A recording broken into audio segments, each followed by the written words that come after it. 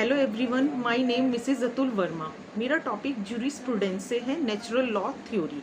लेकिन natural law theory बताने से पहले मैं आपको बहुत ही बेसिक तरीके से बताऊंगी कि व्हाट इज़ द जूरिस्प्रूडेंस।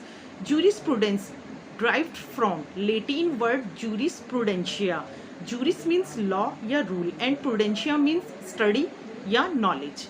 अब अगर हम आम भाषा में कहें तो ये कह सकते हैं jurisprudence is a deep knowledge of law and in other words jurisprudence is also known as the science philosophy of positive law.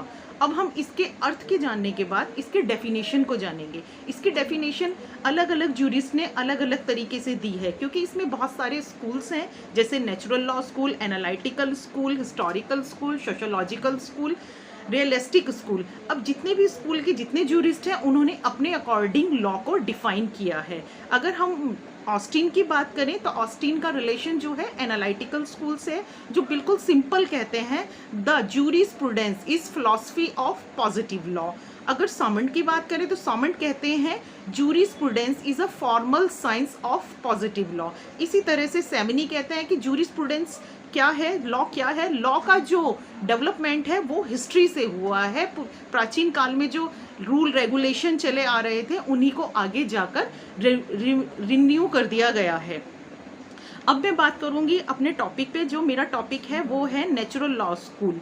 Natural law school ancient school of the jurisprudence. अब नेचुरल लॉ की school के भी अपने बहुत सारे eras हैं, जो कई सारे डिवीजन हैं। तो फर्स्ट डिवीजन इसका जो है एंशियंट थ्योरीज, सेकंड है medieval, third is renaissance and last modern. लेकिन मेरा टॉपिक जो रिलेट है वो केवल एंशियंट पीरियड से है। एंशियंट पीरियड भी अपने आप में इसके सब पीरियड्स हैं। First is Greek period, second is sophists, third is classical law, natural law, fourth is stoic and fifth is Roman era. अगर ग्रीक पीरियड की बात करें तो ग्रीक पीरियड में हेरालिक्टिस को हमें पढ़ना है। हेरालिक्टिस बिल्कुल सिंपल बताते हैं। इन्होंने यूनिवर्सल लॉ का फॉर्मूला रूल हमें दिया है। इन्होंने कहा है law is a reason derived from the universe. Simple बात इन्होंने हमें बताई है। इसके बाद हमारे पास आता है सोफिस्टिस। सोफिस्टिस में हमें दो जूरिस्ट को पढ़ना है, फिलोसोफर को पढ़ना है, कैलिकल्स और थार्सीमेकोस। इन्होंने कहा है लॉ कुछ नहीं है, law is nothing, law means right to might. जितना भी वीकर सेक्शन है उस पर जो अपर सेक्शन है वो उसको इम्पोज कर देता है, और जब वो इम्पोज करता है तो वीकर सेक्शन को उनकी बात को मानना पड़ता है। तो इन्होंने राइट टू माइट का प्रिंसिपल दिया। Third is classical natural law theory. यहीं से ही मेन नेचुरल लॉ थ्योरी का ओरिजिनेट हुआ है, क्योंकि इसमें हम तीन ऐसे फिलोसोफर को पढ़ेंगे जिन्होंने लॉ के लिए नेचुरल लॉ में बहुत सारा काम किया है। First is Socrates, second is Plato and third is Aristotle. Socrates, Aristotle and Plato ये सब एक थ्योरी कहते हैं। इनका एक प्रिंसिपल है law must be obeyed by the citizen. Socrates ने बिल्कुल सिंपल भाषा में कहा है, बिल्कुल सिंपल लैंग्वेज में कहा है कि आपको लॉ का पालन करना अनिवार्य है। अगर आप वहाँ के सदस्य हैं, आप वहाँ के नागरिक हैं, तो आपको वो लॉ माननी पड़ेगी। अगर आप उस लॉ का पालन नहीं करते हैं तो आप उसके लिए आर्ग्यूमेंट्स दीजिए। अगर आर्ग्यूमेंट्स भी नहीं देते हैं तो आप किसी और स्टेट में चले जाइए, और अगर किसी और स्टेट में नहीं जाते हैं तो चुपचाप बिल्कुल साइलेंटली इसको अपोज नहीं करेंगे।